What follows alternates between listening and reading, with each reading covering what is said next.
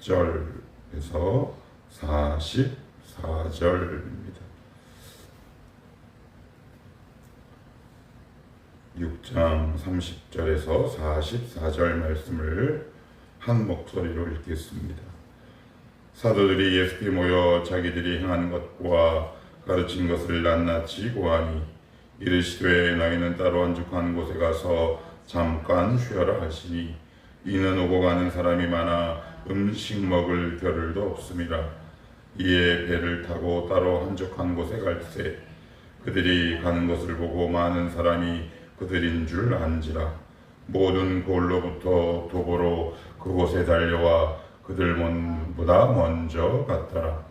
예수께서 나오사 큰 무리를 보시고 그 목자 없는 양 같음으로 인하여 불쌍히 여기사 이에 여러 가지로 가르치시더라.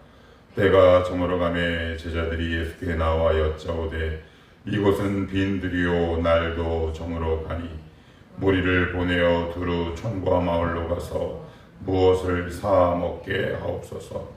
대답하여 이르시되 너희가 먹을 것을 주라 하시니 여짜오되 우리가 가서 200데나리온의 떡을 사다 먹이리이까.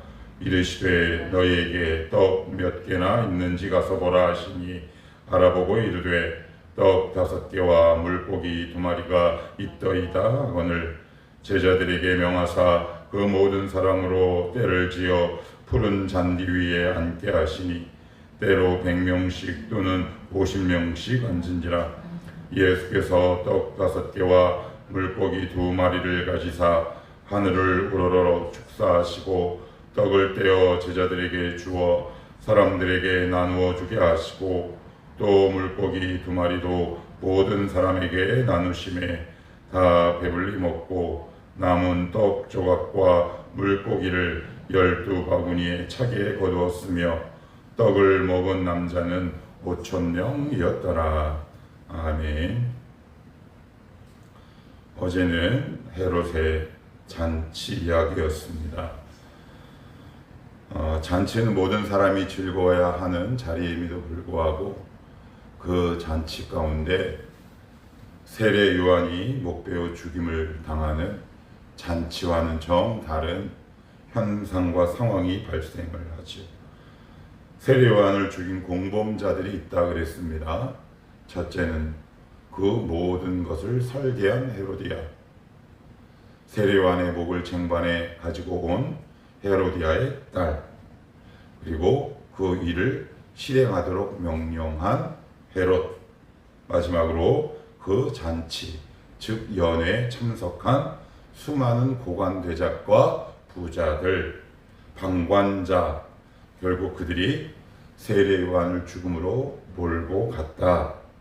그러면서 제가 이렇게 말씀을 드렸습니다. 진리는 감동을 받는 것이 아니라 진리는 순종으로 이어지는 것이다.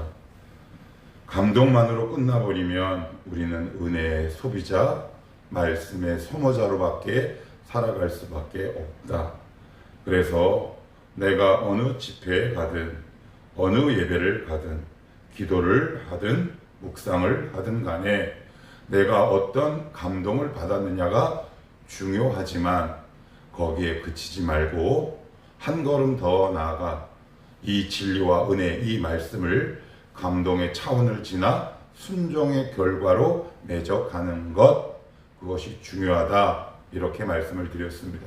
왜냐하면 세례 요한도 헤롯에게 여러 가지 따끔한 말과 지적을 통해 헤롯이 고민하고 때로는 달게 받는 일련의 감동받는 과정이 있었다. 감동받으면 뭐합니까? 감동받고 결국 사람을 죽이는데, 그래서 우리가 정말 오해하지 말아야 합니다. 내가 감동받았다고 해서 내 삶에 좋은 열매가 일어나는 것은 아니다. 하나님 주시는 은혜를 내 안에 감동으로, 은혜로 받았으면 이것을 반드시 내 발걸음과 손으로 순종해 가는 작업이 우리 가운데 반드시 필요하다, 이렇게 말씀을 드렸습니다. 어제 이야기와는 전혀 다른 이야기가 오늘 본문에 등장합니다. 왕도 없고 먹을 것도 없고 화려한 궁전도 없고 그리고 부와 명예는 더더욱 없는 그 자리입니다. 30절부터 보겠습니다. 사도들이 예수께 모여 자기들이 행한 것과 가르친 것을 낱낱이 고하니, 30절에 보시면 되게 재미있는 단어가 등장하는데 사도라는 말이 등장합니다. 쭉 제자라는 단어를 사용하다가 여기서만 사도 이런 단어를 사용합니다. 마가복음에서 유일하게 사도라고 표현된 본문이 바로 여기가 처음이자 마지막입니다. 그렇다면 왜 마가는 제자라는 단어를 사용하다가 유독 여기에서만 사도라는 단어를 사용했냐 하면, 앞부분에 보시면 6장 7절에 보시면 이에 촌에 두루 다니시며 가르치시더라. 7절 12제자를 부르사 둘씩 보내셨다라고 얘기합니다. 사역의 위임을 맡기신 겁니다. 그래서 이것은 역할을 강조하기 위해서 마가가 의도적으로 사용한 단어입니다. 자, 그러면 앞으로도 사도라는 단어를 사용할 수 있잖아요. 그죠? 이왕 사용한 단어. 그러나 마가복음은 사도라는 단어를 여기가 처음이자 마지막으로 사용하고 더 이상 사용하지 않습니다. 왜냐하면 사도와 제자의 차이가 있기 때문에 그렇습니다. 사도는 직분입니다. 우리로 얘기하면 목사, 장로, 권사와 같은 직분입니다. 그러나 제자는 성도의 본질됨이죠. 자세와 태도를 얘기하는 거다라고 말씀을 드릴 수 있습니다. 그럼 어떤 것이 더 중요하고 먼저일까요? 직분 중요하죠. 그러나 허울뿐인 직분만 받아두고 성도의 삶, 제자의 삶을 살아가지 못하는 작금의 한국교회의 상태, 그 직분자들이 많은 것도 사실입니다. 그래서 마가는 어떻게 보면 우리의 모습을 콕 하고 콕 집은 이야기인지 모르겠습니다. 사도라는 직분 중요하고 역할 중요하지만 그거보다 먼저가 있다. 그것은 예수님을 향해 끊임없이 배우고 순종하려는 제자의 모습이다 라고 강조하기 위해 여기서 사도라는 단어를 한 번만 사용하고 이후로는 계속해서 제자라는 단어를 사용한 이유가 여기 있습니다. 그리고 오늘 보시면 30절 끝절에 이렇게 기록하지요. 낱낱이 고하니 그래요. 파송을 누가 하십니까? 주님이 하시죠. 갔던 사역의 보고를 누가 받으십니까? 주님이 받으십니다. 뭘까요? 사역의 시작도 주님이요 끝도 주님입니다. 사역이 곧 예수 그리스도입니다. 사역을 예수 그리스도를 떠나서 우리는 할 수 없습니다. 인간인지라 때로는 자기의 명분과 진심, 열심을 가지고 사도, 즉 자기가 자기에게 주신 여러 직분들을 평가하고자 싶은 욕심들이 있는데 오늘 마가복음은 분명하게 우리에게 이렇게 말하고 있지요. 뭐라고요? 사역의 시작도 예수 그리스도, 마무리도 예수 그리스도, 사역의 중심도 예수 그리스도다라고 오늘 말하고 있습니다. 예수 그리스도를 놓칠 때가 있습니다. 길을 가다가 길을 잃을지도 모릅니다. 그러나 우리가 꼭 기억해야 할 한 가지 사실, 나를 이곳에 보내신, 저곳으로 보내신 분도 예수님이요. 그렇게 우리는 다시 주님께 와서 보고해야 하는 예수 그리스도가 우리 사역의 구심점인 동시에 중심이다 라는 것을 마가가 우리에게 알려주고 있습니다.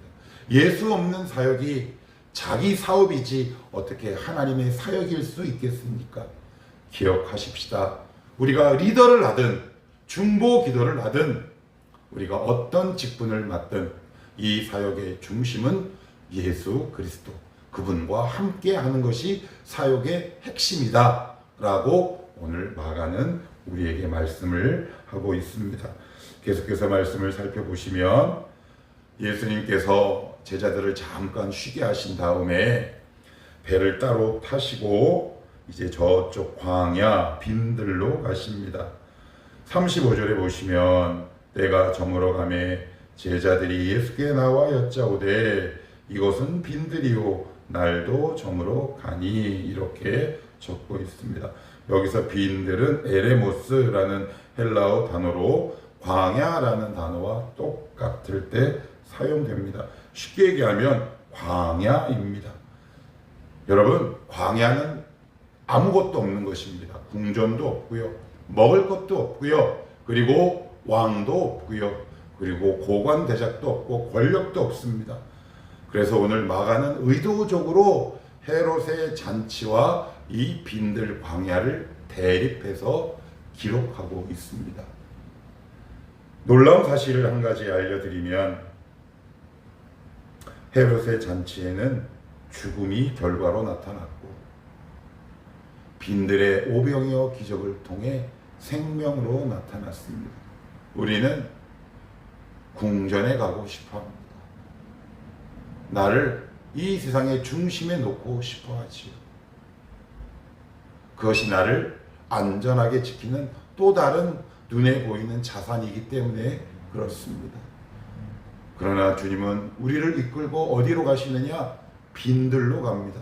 아무것도 없는 곳으로 데리고 가십니다. 당황하지요. 낙심합니다. 그러나 기억하셔야 합니다. 그 빈들에서 주님을 깊이 만날 때 거기서 또 다른 생명의 역사가 시작됩니다. 참 놀랍습니다. 그 부족을 통해 풍성함으로 갚아주십니다. 부족한 것을 통해서 우리 주님은 일하시지요. 헤롯의 잔치에는 모든 것이 있었지만 죽음이라는 열매를 낳았고요.